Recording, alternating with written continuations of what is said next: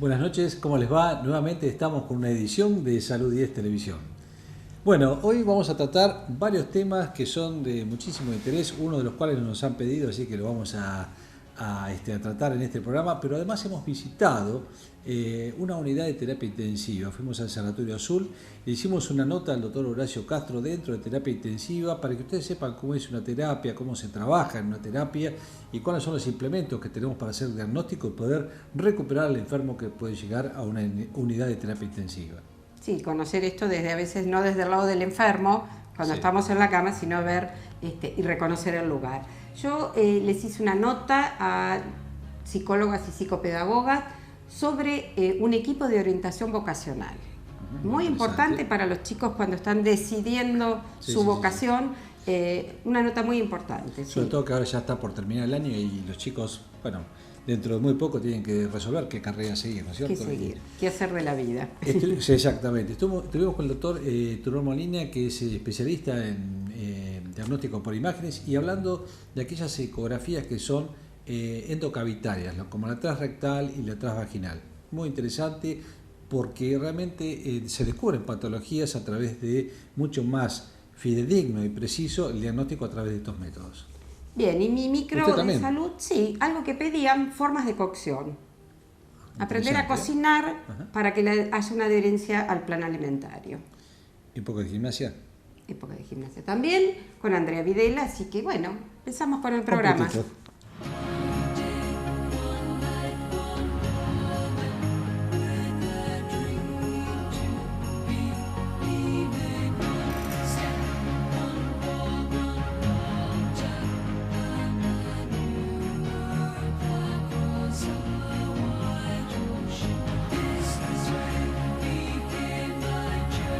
Bueno, estamos en la unidad de terapia intensiva del Sanatorio Azul y estamos con el director de la terapia, que es el doctor Castro, que un poco nos va a explicar en qué consiste una terapia de adultos y cuáles son las patologías que más frecuente vemos en terapia intensiva. Horacio, gracias por estar hoy en Salud 10.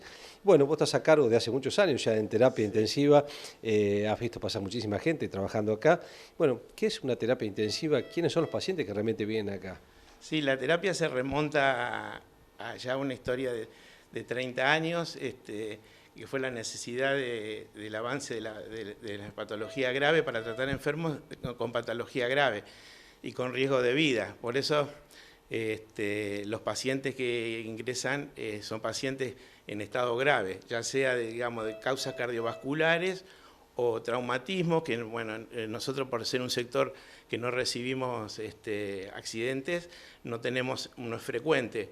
Es una patología más que va a los centros hospitalarios, pero nosotros vemos toda la patología relacionada a cardiovascular, o sea, infartos, insuficiencia cardíaca grave y neuroquirúrgicos, de origen, los accidentes cerebrovascular.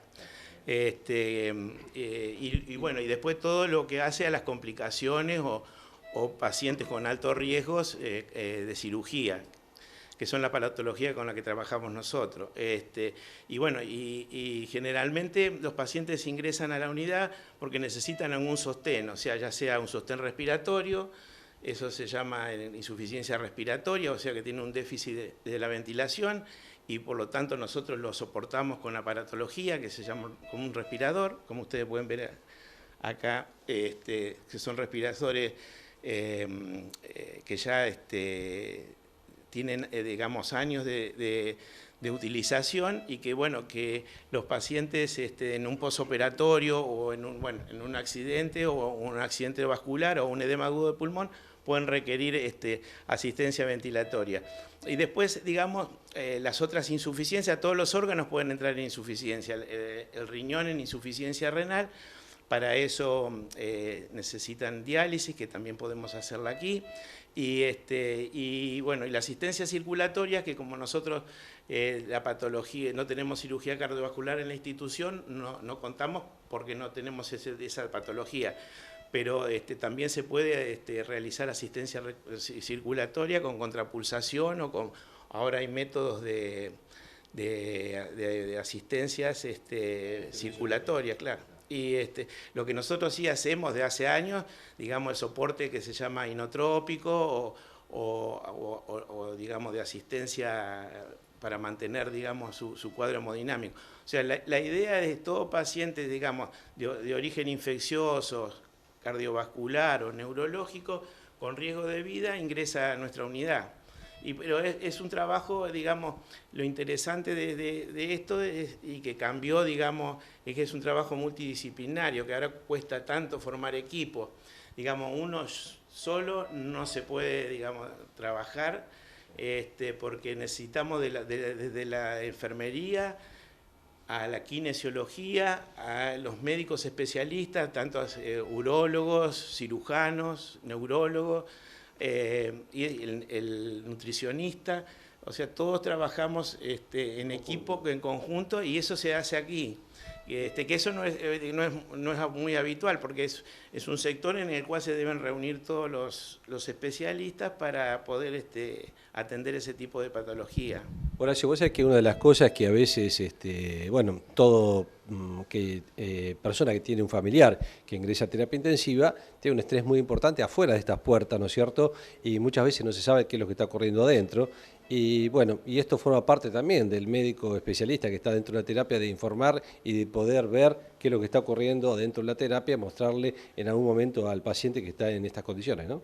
Sí, eso con el correr de los años va cambiando. La modalidad era que la terapia era un lugar aislado, donde el paciente ocurrían, digamos, toda su enfermedad, estábamos en contacto solamente con el paciente, y bueno, y la familia era un poco expectante de lo que nosotros después les contamos. En este momento se trata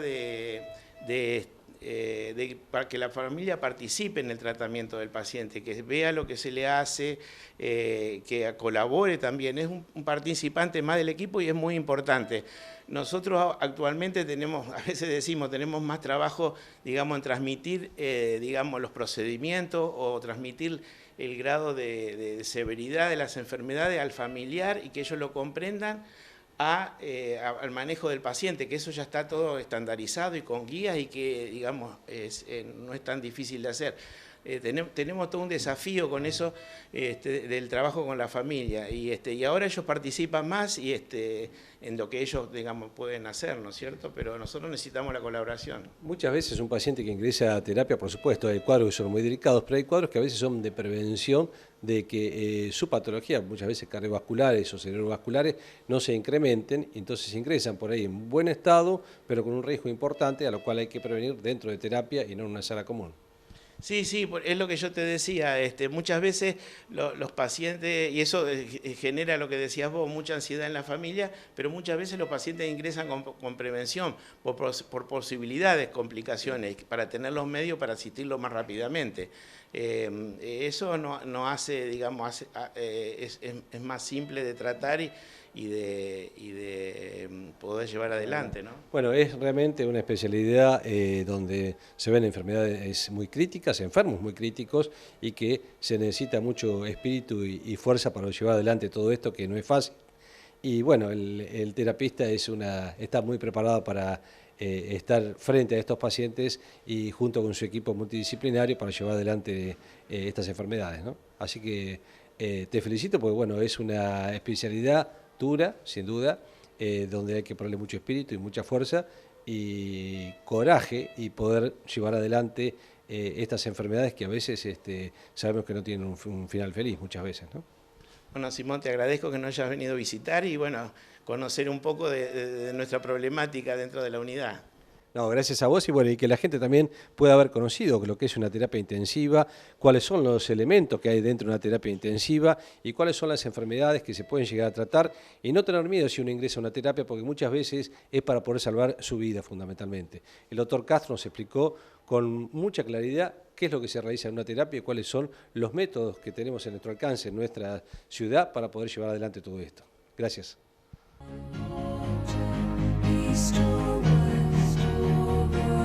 Bien, como dijimos al principio del programa, estamos con 3 profesionales de Azul que forman parte del equipo Itinera, un equipo de orientación vocacional. Están con nosotros Sofía Macaluso, que es psicóloga, María Victoria Divito y Julia Salerno, que son psicopedagogas.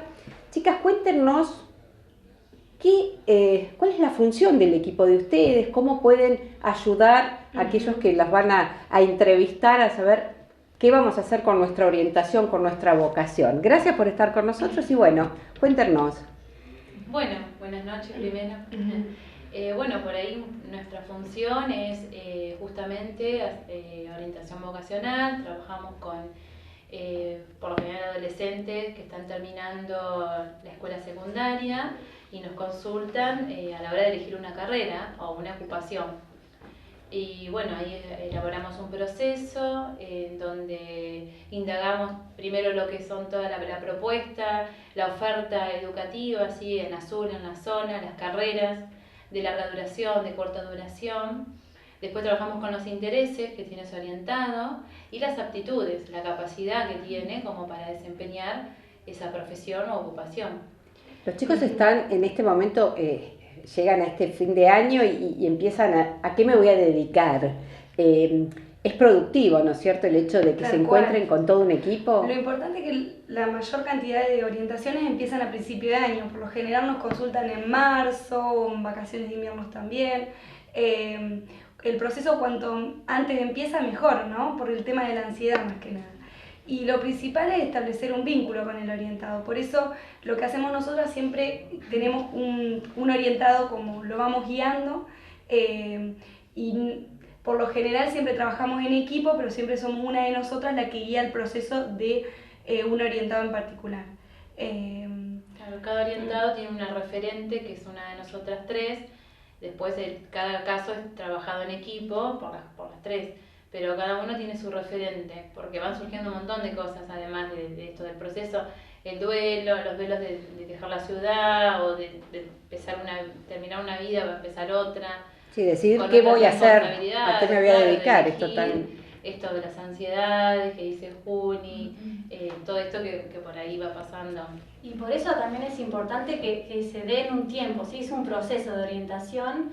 Que no es de un día para otro, ¿sí? Es el tiempo que se necesita para que esa persona que consulta se conecte un poco con lo que siente, con lo que piensa, con sus intereses, ¿sí? Porque la vocación es algo que se va construyendo en el tiempo.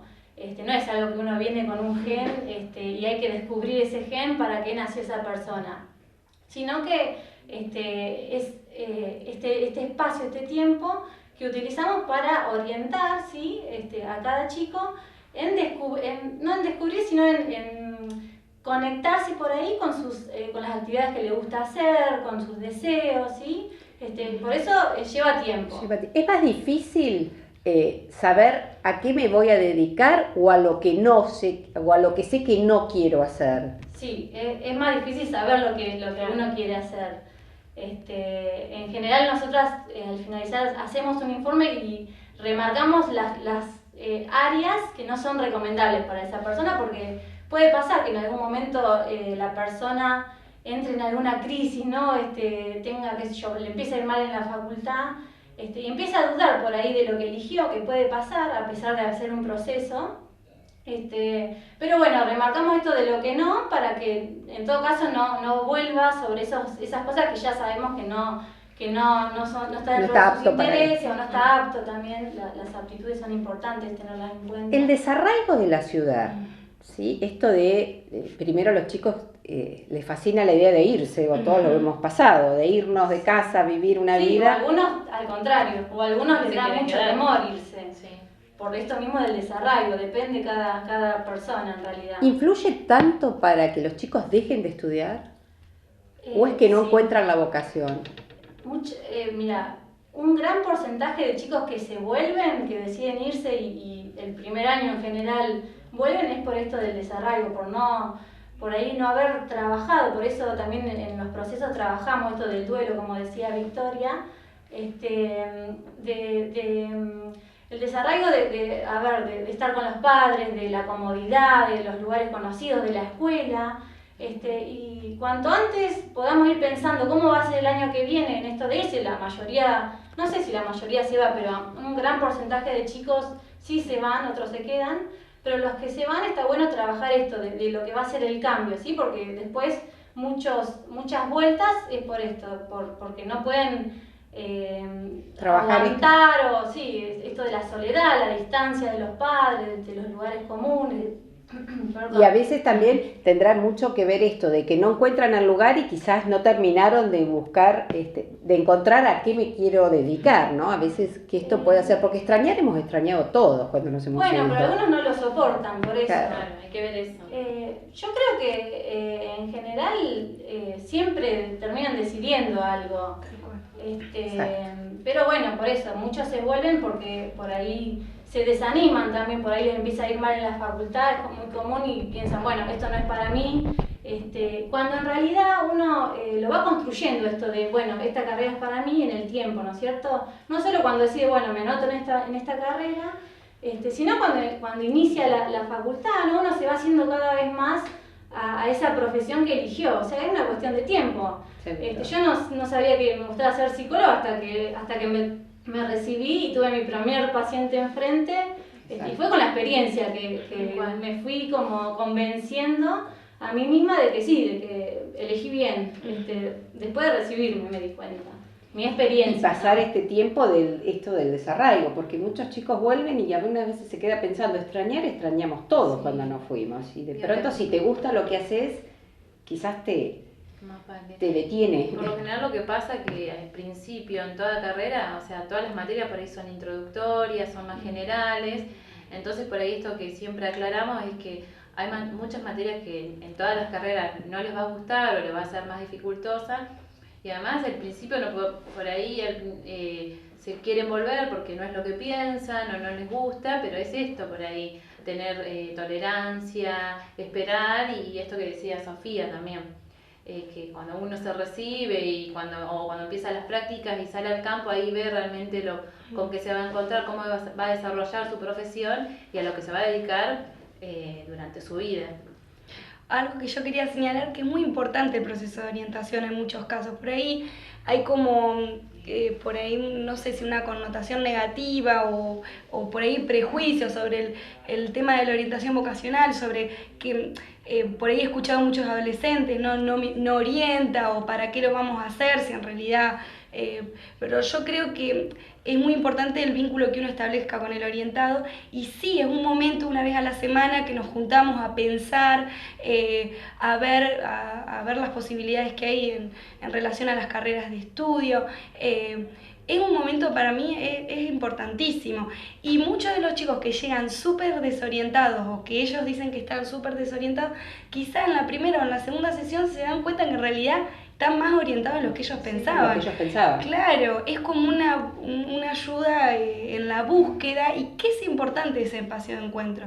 Yo creo que está muy Porque buena. por ahí está por ahí, bueno, voy a hacer el test y ¿qué te dio el test? Claro. Sí, o que le van a solucionar el problema. Claro, y en realidad es un trabajo de ellos, Exacto. que se van descubriendo, Exacto. que se van encontrando con cuestiones por ahí, aptitudes, intereses de ellos, emociones, y ellos mismos van haciendo el trabajo de descubrir qué es lo que quieren ser. Exacto. No es que lo inventamos desde afuera a qué se va a dedicar, sino que es buscar las herramientas que tienen y orientarlos precisamente como es este tema. Bueno, obviamente que tendríamos muchísimo más para hablar y esto va a traer como para que tengamos próximos encuentros. Le agradezco mucho que hayan estado con nosotros y bueno, síguenos en Salud 10.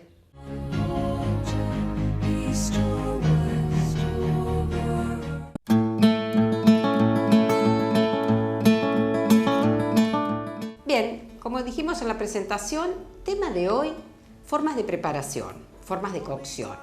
¿Por qué? Porque mucha gente cree que cuando va a empezar un plan alimentario, sea por lo que sea para bajar de peso, para diabéticos o solamente para tener una alimentación saludable, tiene que tratar de solamente tener en cuenta preparaciones muy aburridas, como dicen, y la dieta pasa a ser aburrida. ¿Qué quiero decir con esto? Formas de preparación, por ejemplo, el hervido. ¿Cómo logro tener una cocción que sea óptima dependiendo qué es lo que voy a lograr? Si un buen producto o un buen caldo. Y esto tiene mucho que ver. Si yo voy a hacer, por ejemplo, una sopa o un caldo, debo partir de colocar todo lo que es verduras para la cocción sea prolongada, a recipiente tapado. ¿Por qué? Para que parte de las vitaminas y minerales no se vayan en el vapor, en estas gotitas de agua que quedan en el azulejo. Entonces, esta cuestión que hace que el caldo pase a estar no óptimo como queríamos. Cuando antes las sopas se hacían con carne, todo dependía si uno quería lograr un buen puchero o un buen caldo. ¿Qué quiero decir? Si uno coloca la carne en cocción por hervido, que va a ser una cocción prolongada, lo hace en frío, logro que la proteína, cuando se empieza a calentar, coagule y los sabores de la carne quedan en la unidad de carne que yo tengo y no pasan al medio. Obviamente que hoy no se recomienda la cocción de caldos o de sopas con la cocción de carne. ¿Por qué? Porque todas las grasas, por más que utilicemos el corte más desgrasado, van a hacer que este caldo tenga una buena capa de grasa, que aunque yo la elimine, estoy consumiendo las grasas saturadas. O sea que hoy cuando uno habla de sopas o de caldos, específicamente hablamos de caldos o sopas de verdura. Otra de las preparaciones que se puede realizar es el horno, utilizando, por ejemplo, rejillas en donde uno puede colocar el trozo de carne, de pollo, pescado, lo que sea, sobre rejillas que se vaya desgrasando. Entonces logro que esta preparación no se cocine con este medio graso que hace que se modifiquen mucho las grasas. Entonces es importante utilizar cualquier parrilla que haga que separe la unidad de la carne con el fondo de la asadera, que hace que se cocine sobre esa grasa. Otro método también dietético es la cocción con sal gruesa, o sea, sobre lechos de sal gruesa colocando carne. No hay necesidad de darlos vueltas ni moverlos. ¿Por qué? Porque si uno hace que los jugos de las carnes se modifiquen, se muevan, puede hacer que se mezclen con la sal y después nos quede el alimento salado.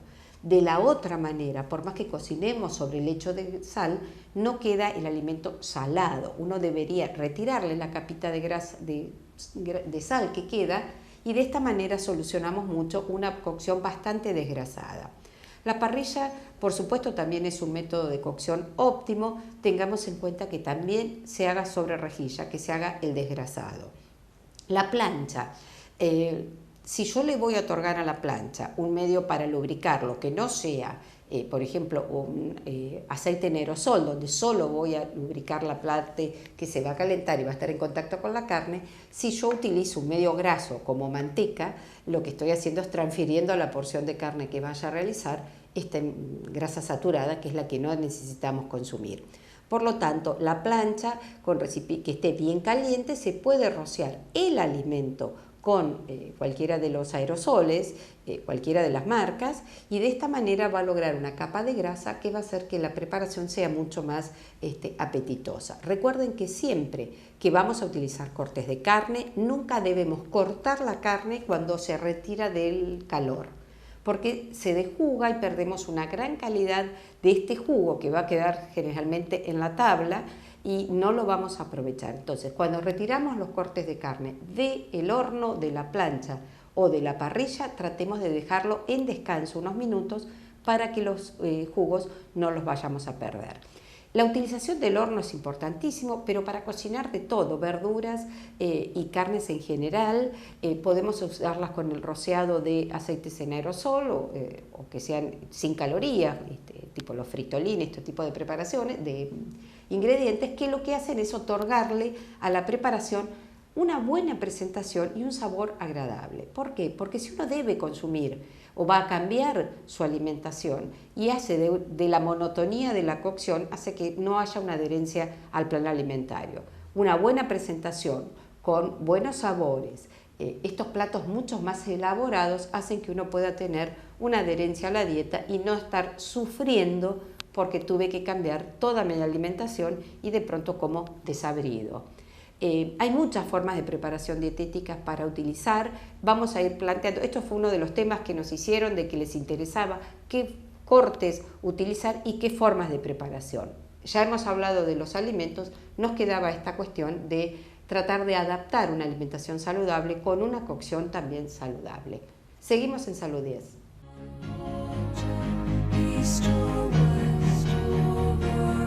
Hola, bienvenidos a un nuevo ciclo de gimnasia. Hoy les voy a presentar algunos ejercicios del método hipopresivo y quiero explicarles un poquito que el método hipopresivo reduce el perímetro abdominal aportando mejoras estéticas, posturales y funcionales.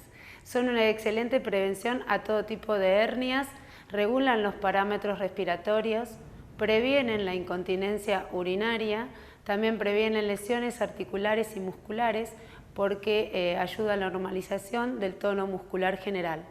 Proporciona una eficaz protección lumbopélvica y, como todo ejercicio físico, también proporciona bienestar y placer.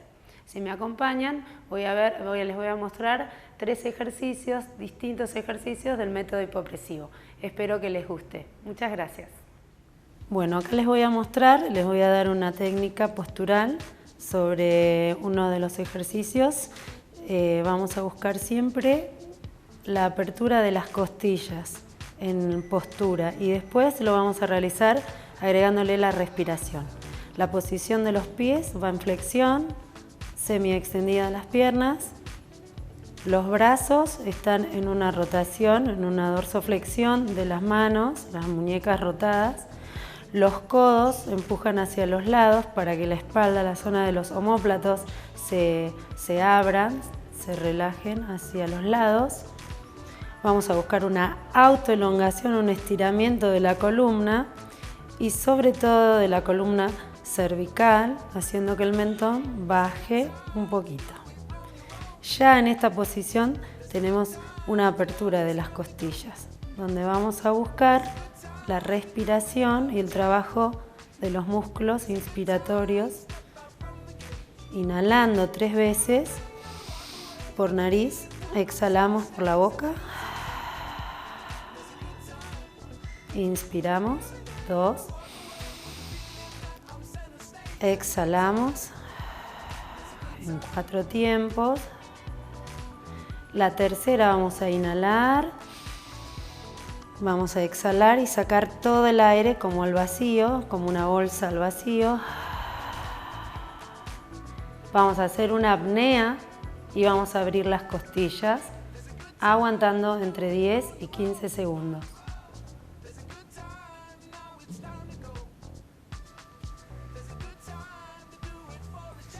Y así lo vamos a repetir 2 veces más. Inspiramos, exhalamos y activamos todos los músculos abdominales e intercostales. Inspiramos 2, exhalamos. En la tercera tratamos de sacar y vaciar todo el aire del abdomen. Cortamos la respiración, hacemos una apnea y abrimos las costillas.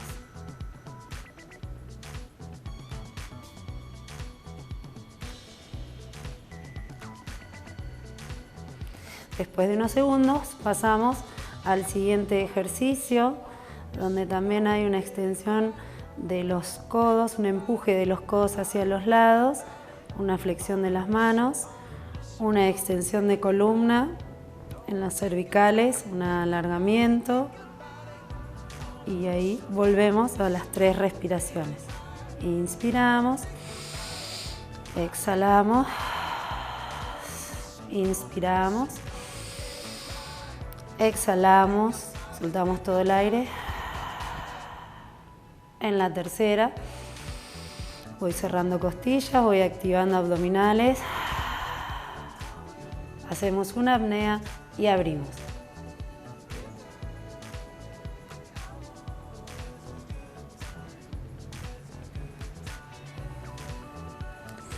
Inhalamos, pasamos a la tercera, exhalamos. Tomo aire y suelto. Una vez más, inspiro y saco todo el aire. Hago una apnea y abro costillas.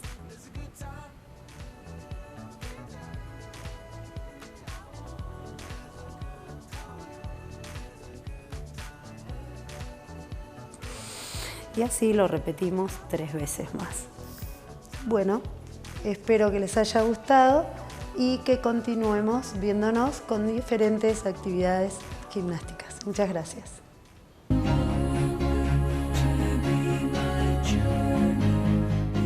Al inicio del programa dijimos que íbamos a hablar de unos métodos de diagnóstico como es la ecografía, y en este caso hemos invitado al doctor Mariano Turón Molina, que es especialista en diagnóstico por imágenes, y nos va a hablar de algunos métodos de ecografía bastante novedosos en realidad. De este último tiempo se están llevando a cabo mayor cantidad de este tipo de ecografías, que son las endocavitarias, dentro de las cuales las principales son las endovaginales y las endorrectales. Mariano, muchas gracias por estar con nosotros hoy en Salud 10. Gracias a vos, Gustavo. Y bueno, te hemos invitado porque queremos saber y por lo menos hacerle conocer al público en general de qué se tratan este tipo de ecografías, y específicamente la endovaginal, que es la más solicitada por los ginecólogos. Exactamente. Bueno, la ecografía endovaginal lo que tiene es que tiene mayor capacidad de diagnóstica por su acercamiento a los órganos pélvicos, ¿sí? El traductor que se usa generalmente es un traductor de alta frecuencia, el cual tiene mucha resolución, ¿sí? Y generalmente se usa para diferentes patologías que...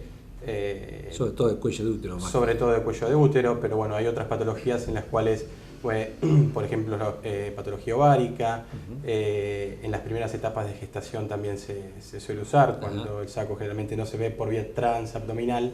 En las primeras semanas de embarazo se usa la ecografía endovaginal para poder detectar si hay embrión. Después otra utilización es cuando generalmente hay que visualizar el útero está en retroversoflexión, o sea, no está en la posición adecuada o común que es el útero en anteversoflexión. Y este tipo de ecografías así endovaginales son mucho más precisas en esta patología que está mencionando que una ecografía que se hace por vía abdominal, ¿no? Totalmente. En cuanto a por ejemplo, en cuanto a lo que es fertilidad, para ver a nivel ovárico lo que es la parte folicular, medir folículos, ir llevando un control folicular en estas pacientes es muy muy importante. También la ecografía endovaginal es la que se utiliza, ¿sí? Es la que se suele utilizar. También en caso de que haya miomas uterinos, se ven por vía transabdominal, se ven muy bien por vía transabdominal, pero la ecografía endovaginal sirve mucho para saber la ubicación en cuanto al acercamiento endometrial que tiene el mioma, ¿sí? Y eso para ver qué tipo de cirugía se va a llevar a cabo, si es necesario o no también. Exactamente. ¿No? La patología, por ejemplo, hay muchas mujeres que son posmenopáusicas, que tienen problemas de endometrio, engrosamiento de endometrio. Este tipo de ecografía es mucho más precisa también que la abdominal, ¿verdad? Sí, esta ecografía generalmente ve el endometrio perfecto. Mucho con más definición que en una ecografía transabdominal. Generalmente cuando hay una patología endometrial como un pólipo endometrial, esta ecografía también ayuda muchísimo al diagnóstico. Ahora se ve poco, pero está la ecografía 3D, que lo que puede hacer es obviamente ver el útero en manera tridimensional, lo que hace ver las paredes del útero de otra manera, el endometrio de otra manera, y detectar alguna patología mediante este tipo de ecografía, pero todavía está... Discúlpenos que nosotros por ahí nos vamos con los temas médicos, pero el endometrio es la parte interna del útero, ¿no es cierto? Y es una cavidad que está dentro del útero y que muchas veces en las mujeres menopáusicas o posmenopausia eso se engrosa, y bueno, hay que hacer algunos diagnósticos a veces diferenciales con algunas patologías importantes. Y cuando decimos endometrio estamos hablando de eso, la parte interna del útero, ¿no? A veces nosotros hablamos desde el punto de vista médico y la gente, ¿qué es el endometrio, no? También es importante la ecografía endovaginal, bueno, para la detección precoz de lo que es el cáncer de útero, el cáncer de endometrio, como estábamos hablando. En cuanto a los embarazos también, que veníamos hablando de verlos en los embarazos tempranos, pero un embarazo ectópico, lo que es el embarazo ectópico es el embarazo que está fuera de lo que es la cavidad endometrial. También es importante la ecografía endovaginal en esos casos para detectar ese tipo de embarazo. Y además que es una patología medio de urgencia, ¿no? Exactamente. Las mujeres preguntan, bueno, me mandaron a hacer una ecografía endometrial, una ecografía endovaginal, ¿me va a doler? ¿Es un método invasivo? ¿Voy a tener molestias en cuanto a este estudio? No, es un método mínimamente invasivo donde generalmente la mujer se pone en posición ginecológica y se introduce un transductor por vía vaginal, sí, obviamente previa asepsia, previos cuidados, pero no causa molestia, nada. Es más, tengo visto que son más chicos incluso que los espéculos a veces, ¿no? Exactamente, lo que es la cabeza del transductor endovaginal es más chico que que un espéculo estándar de lo que se usan los ginecólogos. ¿Sí? Así que eso. Como medicina preventiva, ¿la ecografía transvaginal o endovaginal aporta datos? Sí, lo que es la patología preventiva, sí, la ecografía endovaginal aporta muchísimos datos. Ya sea cáncer de cuello, sobre todo. Sí, ya sea sobre todo a nivel del cuello uterino. ¿Sí? Bueno, y hablando de endocavitarias también, y esto lo usamos nosotros los urólogos, es la endorrectal, ¿no es cierto? Exactamente. Que la usamos para, explicar un poco vos para qué se usa más que nada. La ecografía endorrectal, bueno, es para más que nada visualizar lo que es la próstata, ¿sí? La próstata del paciente. Generalmente la próstata la vemos por una ecografía normal, lo que es una ecografía transabdominal, ¿sí? La transrectal, cuando vemos alguna imagen sospechosa en lo que es la ecografía transabdominal, se realiza la ecografía transrectal. Previo a esto, obviamente, con análisis de PSA, lo que manda el urólogo.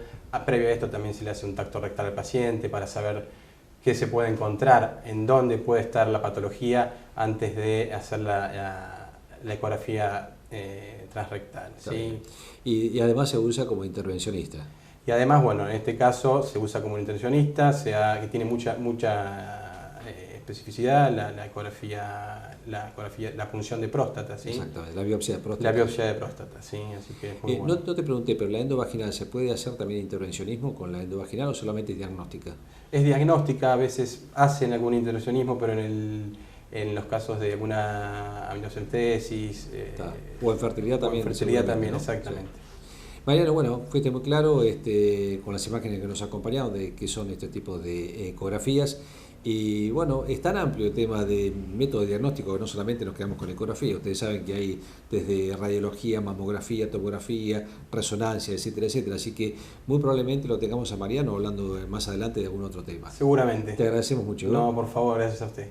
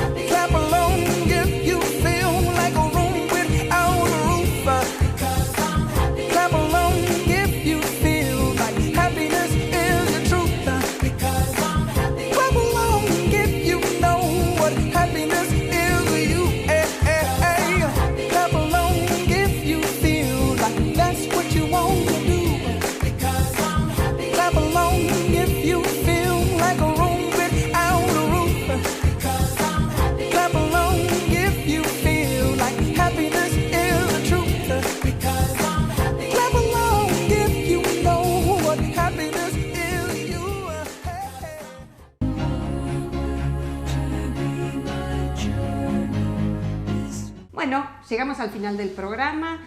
Realmente notas muy importantes. Esto del test vocacional, cuando uno decide qué voy a hacer de mi vida, decidir a qué me voy a dedicar o a trabajar, qué importante de encontrar esto que quizás los que ya hemos estudiado no encontramos y que nos orienten con las psicólogas y psicopedagogas. Realmente vale la pena orientarse. Pasamos algunas imágenes de lo que fue la Expo Salud que se desarrolló la semana anterior, organizado a través de la residencia de pediatría, que estuvo muy lindo, con mucha concurrencia de gente.